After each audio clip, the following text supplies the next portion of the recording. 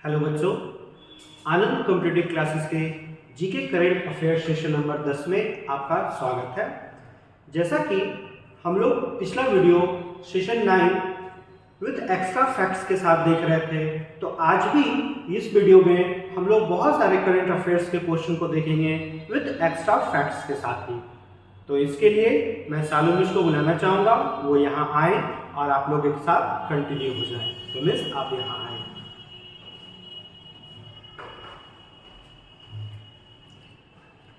चलिए स्टार्ट करते हैं। आज हमारा सेशन नंबर 10 है। देखिएगा क्वेश्चन नंबर फर्स्ट क्या बोल रहा है, सेंट्रल बैंकिंग द्वारा गवर्नर ऑफ द ईयर किसे चुना गया है। देखिए आप लोग को ऑप्शन जानबूझ के ऐसा दिया जाता है ताकि रिवीजन होते रहे। ऐसे तो आप लोग यहाँ पे ऑप्शन देख के भी बता दीजिएगा कि क्या होगा। ऑप्शन है आपका दिलीप तिर्की, रोजर बिन्नी, ग्रेग बड़कले और शक्तिकांत दास। इसमें से कौन है जो आपका बैंकिंग क्षेत्र से जुड़ा हुआ है, इससे पता चल जाएगा। आइए पहले हम लोग ऑप्शन को ही छांटते हैं। जैसे यहाँ पे दिया हुआ है आपका दिलीप तिर्की, कौन है ये? तो ये हॉकी महासंघ के अध्यक्ष है। कौन है? हॉकी महासंघ के अध्यक्ष,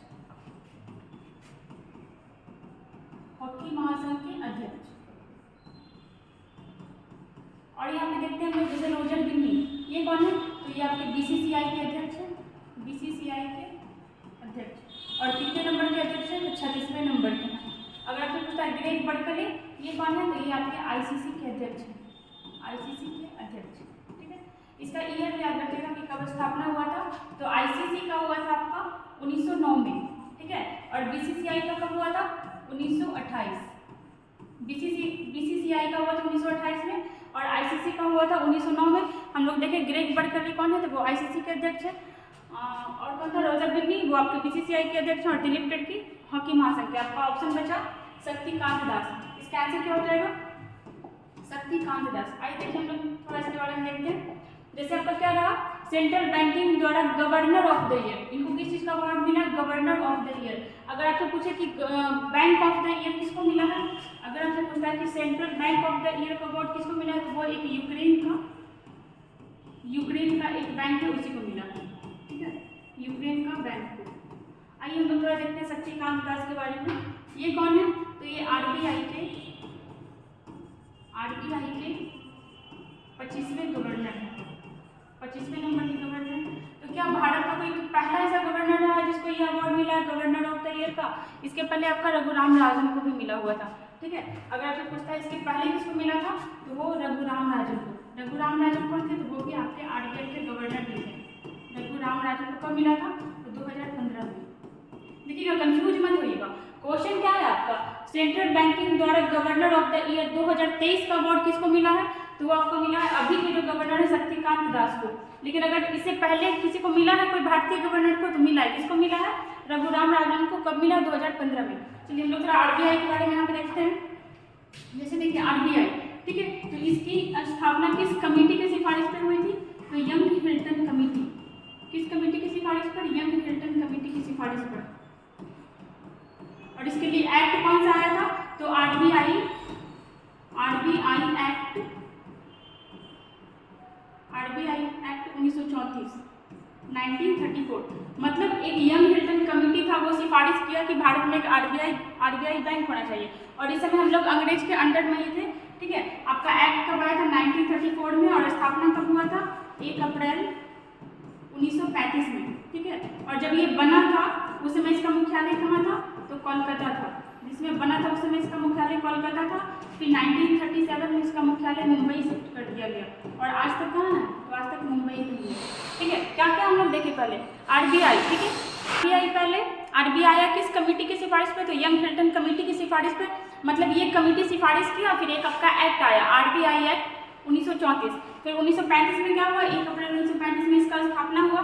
जिस समय स्थापना हुआ उसमें मुख्यालय कहाँ था? कलकत्ता में था। लेकिन बाद में 1937 में इसका मुख्यालय कहाँ किया गया? मुंबई। और अभी तक मुंबई में ही है। देखिए, जिस समय ये बना था उस समय ये निजी कंपनी था, मतलब कुछ लोग अपना शेयर लगा करके आरबीआई का स्थापना किया था। फिर आपका 1949 में क्या किया गया? इसका राष्ट्रीयकरण कर दिया गया। 1949 में राष्ट्रीयकरण। ठीक है, अगर आपसे पूछे कि आरबीआई के पहले गवर्नर कौन थे, सब आपका क्वेश्चन ही है तो यहाँ पर जगह भी नहीं बचा।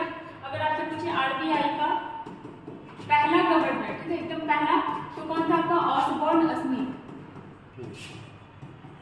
अगर कोई पूछे आरबीआई का पहला गवर्नर कौन था, फर्स्ट, तो वो था आपका Osborne Smith, Osborne Smith.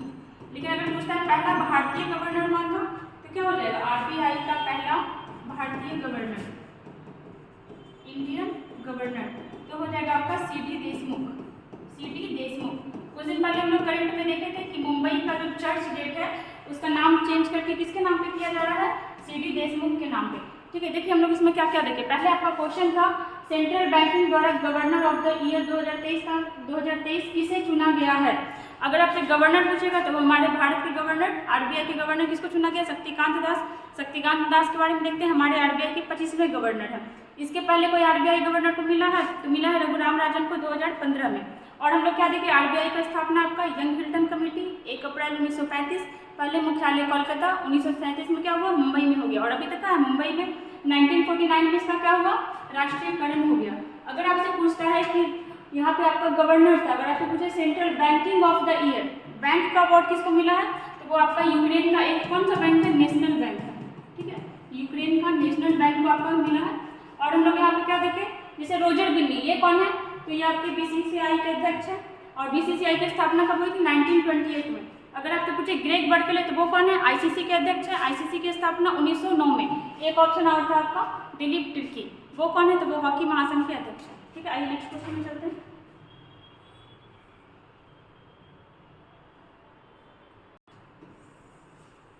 Question number 2 देखिएगा, राष्ट्रीय टीकाकरण दिवस कब मनाया जाता है।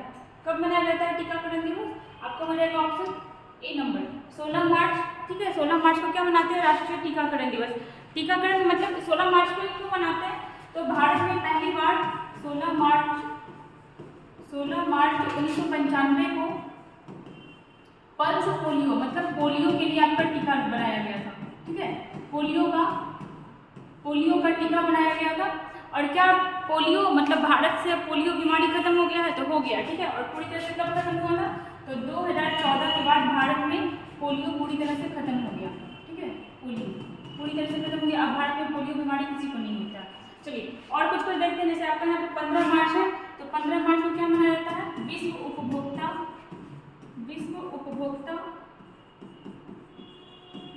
अधिकार संरक्षण दिवस, अधिकार संरक्षण दिवस। ठीक है, संरक्षण दिवस। और अगर आपसे पूछे ये आपका विश्व है, अगर आपसे पूछे ये आपका राष्ट्रीय वाला, तो वो हो जाएगा 24 दिसंबर को राष्ट्रीय उपभोक्ता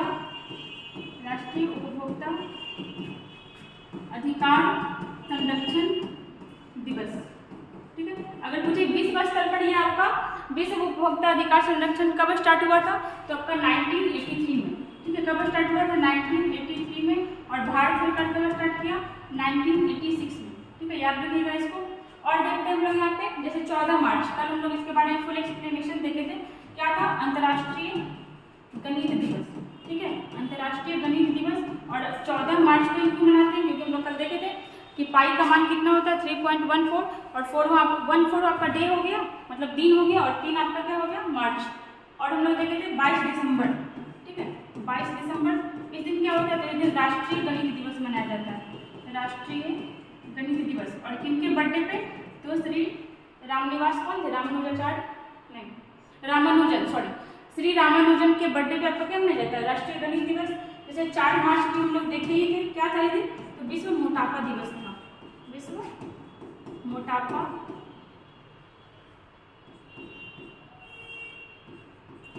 मोटापा दिवस। देखिए हम लोग क्या क्या देखे इसमें। सबसे पहले तो क्वेश्चन आपका राष्ट्रीय टीकाकरण दिवस कब मनाया जाता है, 16 मार्च को। और कब से मनाया जा रहा है, तो 1995 से, क्योंकि भारत में पहली बार कोई पोलियो का टीका बनाया गया था। ठीक है, मतलब पोलियो का टीका, और टीका ही पहली बार बनाया गया था पोलियो का। ठीक है, और इस पोलियो भारत से खत्म हुआ है, तो हाँ आज पूरी तरह से पोलियो का उन्मूलन हो चुका है। कब फाइनली खत्म हुआ था, 2014 में। मतलब 2014 के बाद भारत में कोई भी पोलियो पेशेंट नहीं पाया गया है। उसके बाद हम लोग क्या देखें, ऑप्शन को हम लोग छांटना शुरू किए थे। 15 मार्च के बारे में हम लोग देखें कि क्या मनाया जाता है, विश्व उपभोक्ता अधिकार संरक्षण दिवस। और कब से स्टार्ट हुआ था आपका, 1983 से। और हम लोग क्या देखें, 24 दिसंबर, इस दिन मनाया जाता है राष्ट्रीय उपभोक्ता अधिकार संरक्षण दिवस। स्टार्ट कब से हुआ था, 1986 से। और हम लोग देखें 14 मार्च, इस दिन क्या होता है, तो अंतर्राष्ट्रीय गणित दिवस मनाया जाता है। अगर आपसे पूछे राष्ट्रीय गणित दिवस तो आपका हो जाएगा यहाँ पे क्या 22 दिसंबर, ठीक है। और हम लोग क्या देखें 4 मार्च, इस दिन क्या मनाया जाता है, विश्व मोटापा दिवस। 3 मार्च भी हम लोग देखे थे, इंपॉर्टेंट था, लिख लीजिए यहाँ पे पर 3 मार्च विश्व वन्यजीव दिवस, विश्व वन्यजीव दिवस। अगर आपसे पूछे 8 मार्च को क्या होता है, अंतर्राष्ट्रीय महिला दिवस। 8 मार्च हाल ही फिलहाल अभी बीता है, अंतर्राष्ट्रीय महिला दिवस। अगर आपसे पूछे राष्ट्रीय महिला दिवस क्या हो जाएगा, तो 13 फरवरी, ठीक है, क्या हो जाएगा राष्ट्रीय महिला दिवस, ठीक है। चलिए आइए हम लोग नेक्स्ट क्वेश्चन में चलते हैं।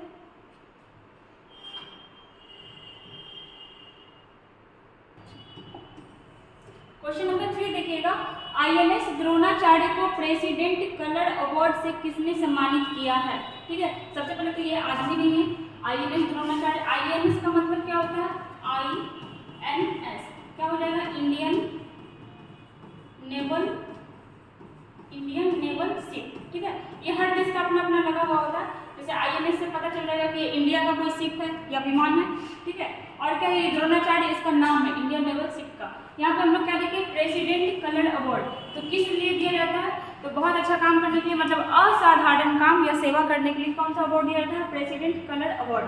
देता कौन है, तो ये आपका राष्ट्रपति दिए हैं, द्रौपदी मुर्मू। हमारे राष्ट्रपति कौन है अभी, द्रौपदी मुर्मू, वही किसको दिए, तो INS द्रोणाचार्य को प्रेसिडेंट कलर अवार्ड दी है, ठीक है। यहाँ पे एक चीज याद रखिएगा, INS से जो भी करंट में काफी चर्चित रहा था, INS विक्रांत, INS विक्रांत, ठीक है। ये हमारा पहला स्वदेशी था, स्वदेशी विमान वाहक पोत, स्वदेशी विमान वाहक,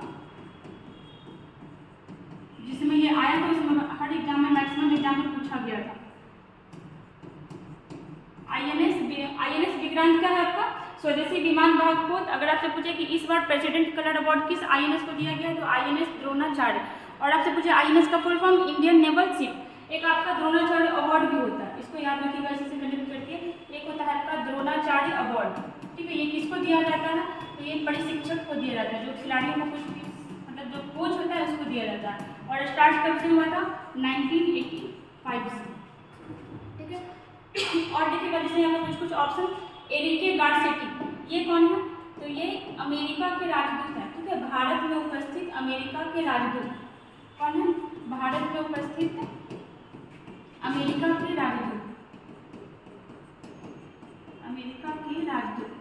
अब देखिए राजदूत क्या होता है, तो किस मतलब जिस देश से हमारा रिलेशन है वहाँ का एक प्रतिनिधि हमारे देश में आकर के बैठता है, हमारे देश का भी अलग अलग देश में जाकर के प्रतिनिधि बैठता है और फिर उसे समन्वय बना के रखा जाता है।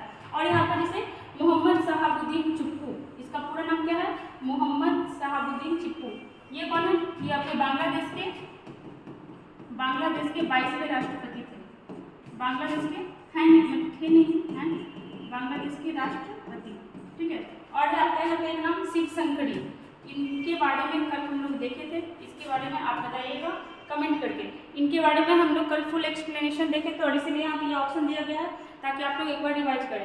एक बार क्वेश्चन को देख लेते हैं। INS द्रोणाचार्य को प्रेसिडेंट कलर अवार्ड से कौन सम्मानित किया है, द्रौपदी मुर्मू, जो हमारी प्रथम महिला आदिवासी राष्ट्रपति है।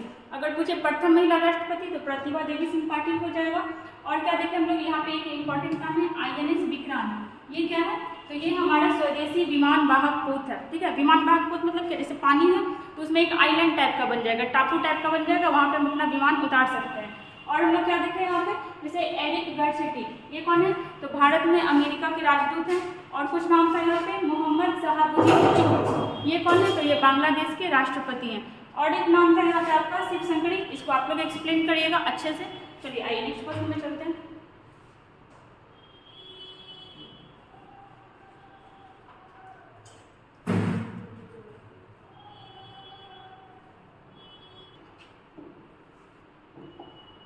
देखिए क्वेश्चन नंबर 4, हाल ही में दक्षिण एशियाई देश में सर्वश्रेष्ठ हवाई अड्डे का पुरस्कार किसे दिया गया है, किसे दिया गया है, दक्षिण एशियाई, ठीक है, किसे दिया गया, देख लीजिए answer option number D, Indira Gandhi अंतर्राष्ट्रीय हवाई अड्डा। और यह है कहाँ, ये आपका दिल्ली में है, न्यू दिल्ली, दक्षिण एशिया का सर्वश्रेष्ठ हवाई अड्डा का अवार्ड दिया गया है। ठीक है, आगे आइएगा। और देखिए यहाँ पर जैसे यहाँ पे दक्षिण एशिया दिया हुआ है, ठीक है, दक्षिण एशियाई देश, एक दक्षिण एशियाई देश का ग्रुप बना दिया गया है जिसको हम लोग सार्क के नाम से जानते हैं, सार्क। ठीक है, अब ये क्या हो गया, south Asian association regional corporation. ठीक है, इतना फुल फॉर्म पूछेगा नहीं, बट याद रखिएगा क्या हो जाएगा, south Asian association regional corporation. इसका फुल फॉर्म हो गया सार्क का। ठीक है, अब ये सार्क की स्थापना कब हुई थी, देखिएगा 1985 में। सार्क की स्थापना 1985 में हुई थी। इसका मुख्यालय नहीं है, इसका सचिवालय होता है। ठीक है, 1987 में काठमांडू, जो कहाँ की राजधानी है, नेपाल की काठमांडू में क्या बनाया गया, इसका सचिवालय बनाया गया, सचिवालय। इसमें इंपॉर्टेंट है कि इसमें कितने देश हैं। ठीक है, देखिए अब कौन कौन इसमें देश है, भारत, बस भारत के आसपास का भी देश है, भारत, पाकिस्तान, बांग्लादेश, और क्या हो जाएगा, जैसे भूटान, नेपाल, ये तो ऊपर ऊपर का हो गया। अब देखिए नीचे कौन है, तो नीचे है आपका श्रीलंका, श्रीलंका, और एक कौन है, मालदीव, मालदीव। इतना देश है, कितना हुआ, 1 2 3 4 5 6 7। और आपका 2005 में अफगानिस्तान भी जुड़ा था। ठीक है, ये बाद में जुड़ा था, 2005 में अफगानिस्तान, 2005 में अफगानिस्तान जुड़ा था। और यहाँ पे देखिएगा हम लोग पहले तो देखें क्या सार्क के बारे में। सार्क का full form south Asian association regional corporation. स्थापना कब हुआ था, 1985 में। इसका सचिवालय कब बनाया गया, 1987 में। देश कौन कौन से हैं, तो पहले तो हम अपना भारत ले लेंगे, भारत, पाकिस्तान, बांग्लादेश, फिर वहीं पर छोटा सा देश है भूटान और नेपाल, फिर नीचे आएंगे श्रीलंका और मालदीव, और 2005 में कौन जुड़ा था आपका, अफगानिस्तान। यहाँ पे हम लोग क्या देखें कि इंदिरा गांधी अंतर्राष्ट्रीय हवाई अड्डा को न्यू दिल्ली में है, उसको दक्षिण एशियाई का सर्वश्रेष्ठ हवाई अड्डा का पुरस्कार दिया गया है। ये देखिए यहाँ पे मेंशन किया है आपका दक्षिण एशियाई। अगर पूरे वर्ल्ड स्तर पे बोले तो कि कौन सा सर्वश्रेष्ठ बना है, तो वो है आपका चांदी हवाई अड्डा। ठीक है, ये कहाँ का है, तो ये आपका सिंगापुर का है, सिंगापुर का। इसको पूरे विश्व में सर्वश्रेष्ठ हवाई अड्डा का अवार्ड मिला है। जैसे आपका यहाँ पे डोनी पोलो, ये इंपॉर्टेंट है क्योंकि हाल ही फिलहाल इसका उद्घाटन हुआ है। और ये है कहाँ, तो ये आपका अरुणाचल प्रदेश में है। हाल ही फिलहाल मोदी जी गए थे यहाँ पे इसका उद्घाटन करने के लिए। ठीक है, आइए चलिए नेक्स्ट क्वेश्चन में चलते हैं।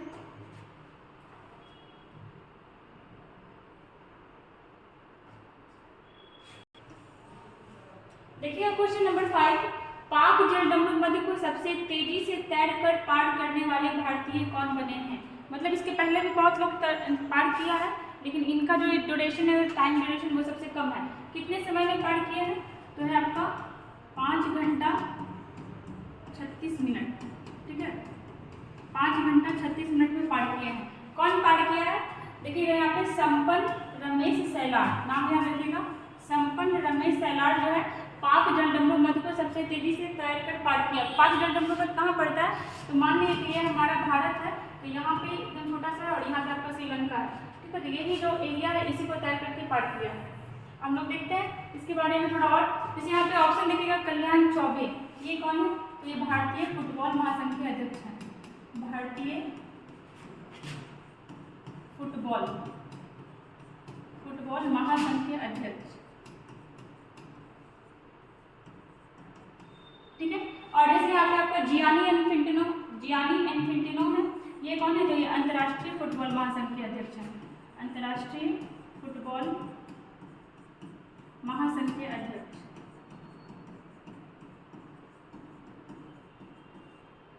यहाँ पे देखिएगा ये ऑप्शन, ये तो अभी बहुत फेमस रहा था क्वेश्चन, हम लोग एक्सप्लेनेशन में देखे थे इसका, BVR सुब्रमण्यम, ये कौन है, तो ये आपके नीति आयोग के CEO हैं, नीति आयोग के CEO, जो भी हाल ही फिलहाल बने थे। नीति आयोग, इसकी स्थापना कब हुई थी, तो 1 जनवरी 2015। अगर आपसे पूछता है कि नीति आयोग के अध्यक्ष कौन है, तो हमेशा प्रधानमंत्री होते हैं, हम लोग देखे भी थे। नीति आयोग के अध्यक्ष कौन है, तो PM, और PM कौन है, मोदी जी।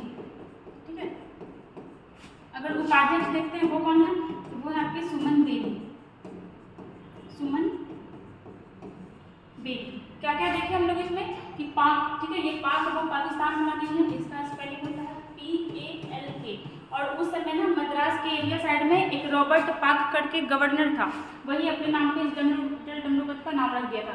और ये भारत और श्रीलंका के बीच सीमा भी कवर करता है। क्या क्या देखे हम लोग कि 5000 रनों को कौन सबसे कम समय में तैर के पार किया है, तो उसका नाम है आपका संपत नमी सैलार। कितने टाइम में किया है, तो 5 घंटा 36 मिनट। इसके पहले कोई 8 घंटा में किया हुआ था। हम लोग यहाँ पे देखिए कल्याण चौबे, ये कौन है, तो ये भारतीय फुटबॉल महासंघ के अध्यक्ष हैं। जियानी इन्फेंटिनो, तो ये अंतर्राष्ट्रीय फुटबॉल महासंघ के अध्यक्ष हैं। BVR सुब्रमण्यम, ये कौन है, ये नीति आयोग के नए CEO या चौथे CEO भी बोल सकते हैं इनको। इसके अध्यक्ष कौन होते हैं तो हमेशा प्राइम मिनिस्टर होते हैं। अभी कौन है, नरेंद्र मोदी। स्थापना कब हुई थी, 1 जनवरी 2015। और उपाध्यक्ष कौन है, सुमन बेरी। ठीक है, आइए नेक्स्ट क्वेश्चन में चलते हैं। क्वेश्चन नंबर 6 में देखिएगा, रेलवे और दूरसंचार मंत्री अश्विनी वैष्णव के अनुसार भारत में पहली बार बुलेट ट्रेन किस वर्ष चलेगी। देखिए बहुत दिन से इसका तैयारी हो रहा है। सबसे पहले तो घोषणा कब हुआ था कि भारत में बुलेट ट्रेन चलाया जाएगा, तो 2015 घोषणा तभी से हुआ है। और किसके हेल्प से, किस देश के हेल्प से बनाया जा रहा है, वो आपका जापान। ठीक है, जापान सबसे पहले चलाया अभी था, जापान की मदद से बनाया जा रहा है यहाँ बुलेट ट्रेन। और फाइनली कब तक चलेगा, तो ये हो जाएगा आपका अक्टूबर 1, 2026 तक भारत में बुलेट ट्रेन चलने भी लगेगा। यहाँ पे देखिएगा हमारे रेलवे मंत्री कौन है, तो वो यहाँ पे क्वेश्चन में आपका दिया हुआ अश्विनी वैष्णव। कौन है आपके रेल मंत्री, रेल मंत्री। चलिए हम लोग कुछ और देखते हैं इसके बारे में। जैसे आपका यहाँ पे 2070, ठीक है 2070, तो ये आपका कार्बन उत्सर्जन को शून्य बनाने का लक्ष्य रखा गया। ठीक है, कार्बन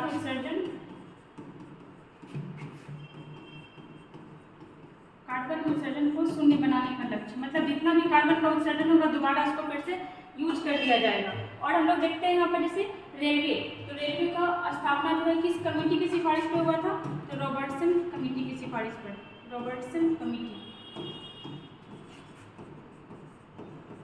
भारत में प्रथम ट्रेन कब चला था, तो हम लोग देखे थे कंडीशन, अब तो याद भी हो गया होगा, 16 अप्रैल 1853 को। और उस समय कौन था गवर्नर जनरल, तो वो था आपका लॉर्ड डलहौजी। क्या क्या देखे हम लोग इसमें, रेलवे और दूरसंचार मंत्री अश्विनी वैष्णव के अनुसार भारत में पहली बार बुलेट ट्रेन कब चलेगा, तो कब चलेगा 2026 में। घोषणा कब हुआ था 2015 में। और किसके मदद से चलाया जाएगा, जापान की हेल्प से। 2070 में हम लोग क्या देखें, कार्बन उत्सर्जन को शून्य बनाने का लक्ष्य रखा गया है। ठीक है, भारत में पहली बार ट्रेन कब चलेगी, 16 अप्रैल 1853 को। और रॉबर्टसन कमेटी की सिफारिश पे वो क्या हुआ था, रेलवे का कमेटी बनाया गया था। चलिए आगे चलते हैं।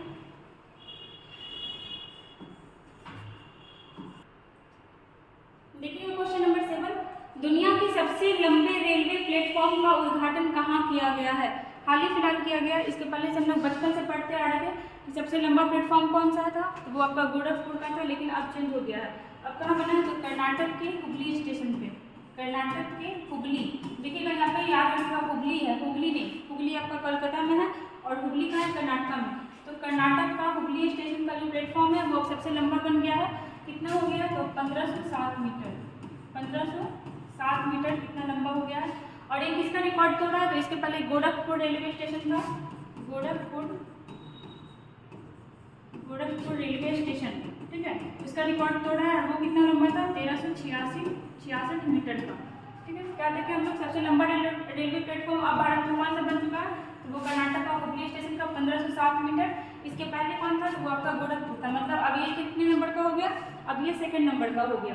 कहाँ बनाया गया है, कर्नाटक में। देखिएगा हम लोग थोड़ा यहाँ रेलवे के बारे में देखते हैं। अगर आपसे पूछता है, जैसे कल ही हम लोग देखे थे कि वंदे भारत ट्रेन, जिसका और भी क्या नाम है, वंदे भारत, इसको T18 के नाम से भी जानते हैं, T18। इसकी पहली महिला लोको पायलट कौन बनी है, ट्रेन का जो ड्राइवर होता है उसको लोको पायलट भी कहा जाता है। तो इस कौन बनी है, सुरेखा यादव, सुरेखा यादव। और सुरेखा यादव के बारे में हम लोग ये भी देखे थे कि पूरे एशिया में वो ट्रेन की पहली महिला ड्राइवर बनी थी। और कब बनी थी, तो 1988 में बनी थी। 1988 में पूरे एशिया में ट्रेन की पहली महिला लोको पायलट सुरेखा यादव बनी थी, जो कौन थी, मतलब कहाँ की थी, भारतीय ही थी। और अभी वंदे भारत ट्रेन की भी ये पहली महिला ड्राइवर बनी है। अगर हम लोग देखते हैं कि भारत में पहला इलेक्ट्रिक ट्रेन, ठीक है, पहले तो कोयला से चलता था ना, इलेक्ट्रिक ट्रेन कब चलाया गया, इलेक्ट्रिक ट्रेन, तो वो आपका 1925 में चलाया गया था, 1925 में। अगर आपसे पूछे कि भारत में पहला मेट्रो कब चलाया गया था, अगर मेट्रो का बात करें तो 1984 में, 1984। और कहाँ चलाया गया था, कोलकाता में। ठीक है, पहली बार ट्रेन कब चलाया गया था, तो 16 अप्रैल 1853 को चलाया गया था, 1853 53 कितना दूरी तय किया था? 34 किलोमीटर। ट्रेन का नाम क्या था? तो वो था आपका ब्लैक ब्यूटी, ब्लैक ब्यूटी। और कहाँ से कहाँ तक चला था? तो मुंबई से ठाणे तक, मुंबई से ठाणे तक चला था, ठीक है। और अगर पूछ ले उसमें कितना आदमी सवार था? तो 400 आदमी था। आगे से पूछेगा नहीं। देखिए क्या देखें हम लोग, भारत में सबसे लंबा रेलवे प्लेटफॉर्म कौन सा बन चुका है? तो कर्नाटक का हुबली।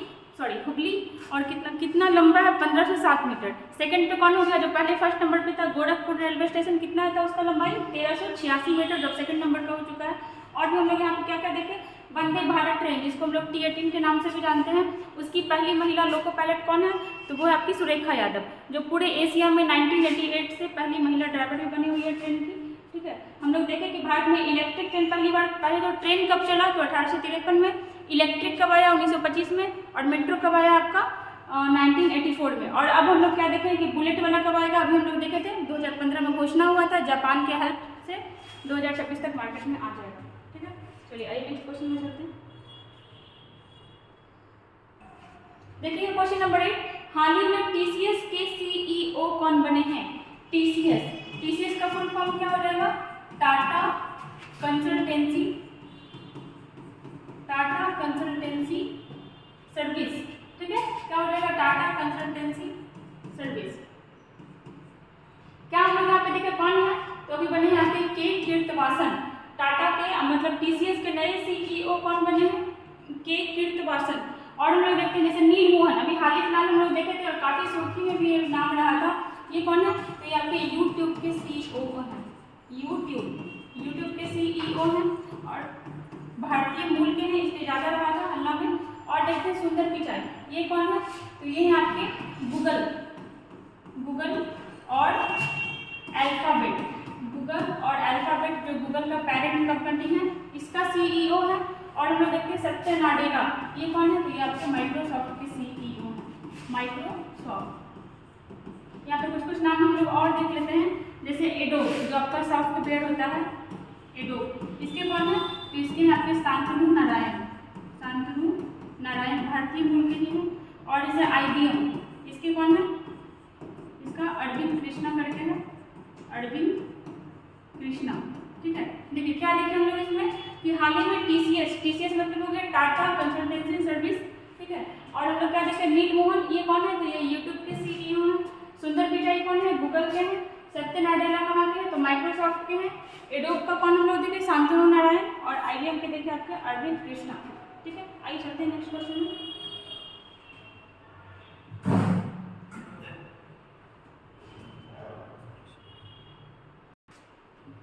देखिए क्वेश्चन, हाल ही में संयुक्त सैन्य अभ्यास नाम क्या है? गोल्ड कुरुक्षेत्र कहाँ संपन्न हुआ, ठीक है। सबसे पहले तो आइए कि किसके बीच हुआ है? तो ये हो जाएगा आपका भारत और सिंगापुर के बीच कौन सा एक्सरसाइज हुआ है आपका? गोल्ड कुरुक्षेत्र। कहाँ हुआ है? तो ये हमारे भारत में ही, राजस्थान के जोधपुर में हुआ है। कहाँ हुआ है? पहले तो गोल्ड कुरुक्षेत्र अभ्यास किन दो देशों के बीच हुआ है? भारत और सिंगापुर। कहाँ हुआ है? तो राजस्थान के जोधपुर में, ठीक है। चलिए जोधपुर में हम लोग एक चीज देखते हैं इंपॉर्टेंट है, यहाँ काजरी का मुख्यालय है, काजरी कृषि से रिलेटेड होता है। काजरी का मुख्यालय कहाँ है? तो आपका जोधपुर में ही है। और हम लोग देखते हैं जैसे कल भोपाल के बारे में हम पूछे थे, एक बच्चा इसका एक जवाब भी दिया था, सही था। भोपाल में क्या हुआ था आपका? 3 दिसंबर 1984 को भोपाल गैस त्रासदी हुआ था। 3 दिसंबर 1984 को क्या हुआ था? भोपाल गैस त्रासदी हुआ था। किस गैस की वजह से हो गया था? तो मिथाइल आइसोसाइनाइड की वजह से हुआ था आपका। और हम लोग इसे देखते हैं कुछ एक्सरसाइज के बारे में, हम लोग बहुत सारा रिविजन भी कर रहे हैं ताकि हम लोग को याद भी हो जाए। जैसे ठीक है, इसमें भारत को सबसे कनेक्ट करते जाइएगा, हम लोग दूसरा नाम लिखते जाते हैं। भारत और उज्बेकिस्तान, ठीक है, भारत और उज्बेकिस्तान के बीच कौन सा होता है? तो ये होता है आपका डस्ट लेक। कौन सा होता है? Dust lake. और हम लोग कैसे याद करें? तो यहाँ पे भी यू है और यहाँ पे भी यू है। जैसे दूसरा आपका बोले भारत और कजाकिस्तान, इसके बीच कौन सा होता है? तो काजिंद होता है, काजिंद। अगर आपसे पूछे भारत और किर्गिस्तान, इसके बीच कौन सा होता है? तो खंजर होता है। अगर आपसे पूछे भारत और श्रीलंका, इसके बीच कौन सा होता है? तो श्रीनेक्स होता है, श्रीनेक्स। अगर आपसे पूछे भारत और मालदीव, ठीक है, मालदीव, ये इसके बीच क्या होता है, तो इक्वेरियन होता है, इक्वेरियन। सब क्या है, सारा एक्सरसाइज है, ठीक है, सारा आपका क्या है, एक्सरसाइज है, सैन्य अभ्यास है। अगर आपसे पूछे भारत और मलेशिया, भारत और मलेशिया, इसके बीच क्या होता है, तो उदार शक्ति, उदार शक्ति एक्सरसाइज। क्या क्या देखे हम लोग, पहले तो आपका क्वेश्चन ही था बोल्ड कुरुक्षेत्र कहाँ हुआ, पहले किसके बीच हुआ, भारत सिंगापुर के बीच, राजस्थान के जोधपुर में हुआ। और हम लोग यहाँ पे क्या देखें, जोधपुर में ही आपका क्या है, काजरी का मुख्यालय है। भोपाल के बारे में देखें कि यहाँ पे आपका भोपाल गैस त्रासदी हुआ था, कब हुआ था, 3 दिसंबर 1984 को मिथाइल आइसोसाइनाइड की वजह से। हम लोग कुछ एक्सरसाइज हम लोग यहाँ पे और देख ली, जैसे Bharat Maldives Ekuverin, Bharat Malaysia Udara Shakti, Bharat Sri Lanka SLINEX, Bharat Vietnam VINBAX, Bharat Uzbekistan डस्ट लीग, भारत कजाकिस्तान काजिंद और भारत किर्गिस्तान खंजर। ठीक है, चलिए आइए नेक्स्ट क्वेश्चन में चलते हैं।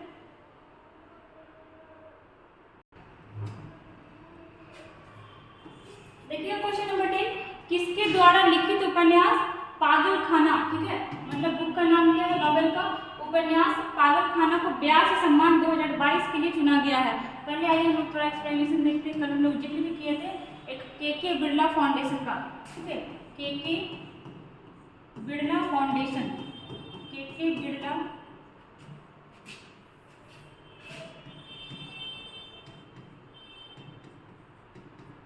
बिरला फाउंडेशन, इसके बारे में देखे थे कि इसके द्वारा आपका 3 बहुत सारा अवार्ड दिया जाता है, जिसमें 3 इंपॉर्टेंट है हमारा। एक है आपका व्यास सम्मान, अच्छा इसका स्थापना कब किया गया था, तो वो आपका 1991 में किया गया था।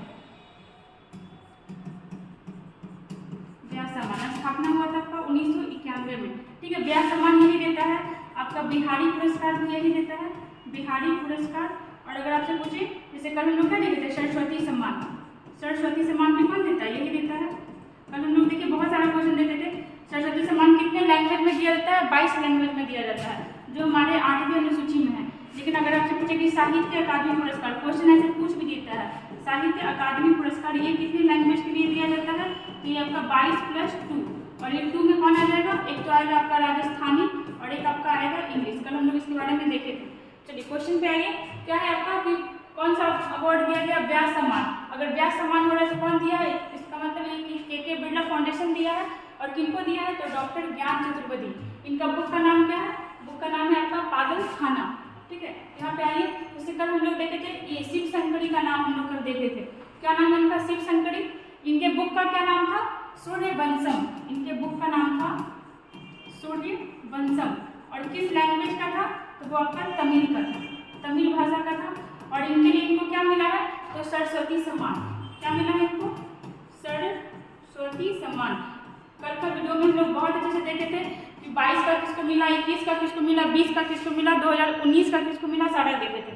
जैसे यहाँ पे आपका मधु कांकड़िया और माधव भाड़ा दोनों इंपॉर्टेंट है। मधु कांकड़िया इनको 31वां बिहारी अवार्ड मिला था, 31वां बिहारी अवार्ड, ठीक है। अगर आपके पूछे माधव भाड़ा, तो इनको 32वां बिहारी अवार्ड मिला था, 32वां बिहारी अवार्ड, ठीक है। और सब देता कौन है, तो आपका के बिरला फाउंडेशन ही देता है। साहित्य अकादमी के बारे में हम लोग ये भी देखे थे कि इसकी स्थापना कब हुई थी, 1954 में। 1954 में हम लोग ये भी देखे थे कि भारत रत्न की शुरुआत हुआ था, पद्म पुरस्कार भी स्टार्ट हुआ था, साहित्य अकादमी भी स्टार्ट हुआ था। और आपका हम लोग देखे थे के बिरला फाउंडेशन के द्वारा कौन कौन सा अवार्ड दिया जाता है, व्यास सम्मान, बिहारी पुरस्कार और आपका सरस्वती सम्मान। सरस्वती सम्मान किसको दिया गया है, शिव शंकरी को। बुक किस लैंग्वेज में है, तमिल में। और तमिल हमारा शास्त्रीय भाषा भी है, इसको भी याद रखिएगा। तमिल जो है हमारा शास्त्रीय भाषा भी है, और उसको शास्त्रीय भाषा का दर्जा कब दिया गया था, 2004 में, मतलब सबसे पुराना, ठीक है। तमिल को शास्त्रीय भाषा का दर्जा दिया गया था। और 2014 में उड़िया को दिया गया था, उड़िया जो कहाँ का लैंग्वेज है, उड़ीसा का, ठीक है।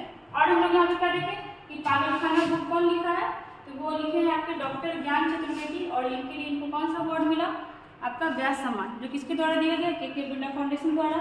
मधु कांकड़िया के बारे में देखिए, 31वां बिहारी अवार्ड। 32वां किसको मिला, डॉक्टर माधव भाड़ा को।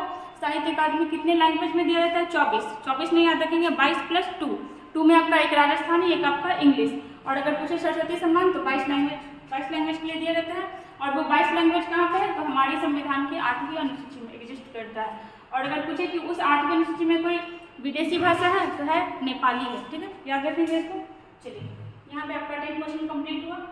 अगर वीडियो अच्छा लगता है तो शेयर करिए, लाइक करिए, सब्सक्राइब करिए और ऐसे ही हमारे साथ बने रहिए। Thank you.